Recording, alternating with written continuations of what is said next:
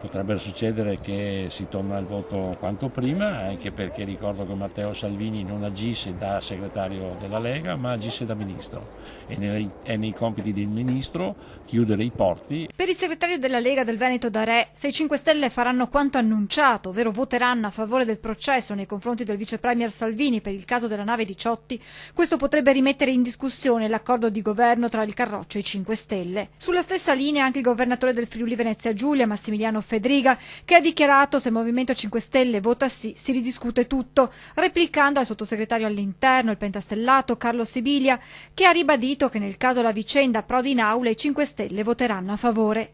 Intanto questa mattina alle 11 si è riunita la Giunta per le immunità. Dopo un'ora e mezza il presidente Maurizio Gaspari ha proposto di concedere 7 giorni al ministro dell'interno per essere audito o per presentare una memoria difensiva. In un clima politico dunque sempre più acceso anche all'interno della stessa maggioranza di governo arrivano le parole del presidente del Consiglio Giuseppe Conte, che ha assicurato alla stampa che non ci sarà nessuna ripercussione sull'esecutivo, anche perché questo accordo, ha spiegato il premier, nasce da un contratto di governo che si sta sviluppando con piena coesione e concordia tra le parti. Non c'è quindi nessuna divergenza anche in questo caso. Una vicenda, quella che va inquadrata, non mi ripeto, nell'ambito di una politica specifica che il governo sta realizzando e perseguendo nel campo dell'immigrazione, e quindi è un caso che non va letto isolatamente rispetto a questa prospettiva di politica e quindi di azione di governo. Per quanto riguarda invece quello che decideranno i senatori pentastellati, il Presidente del Consiglio ha voluto chiarire. Non voglio metter fretta a nessuno dei senatori,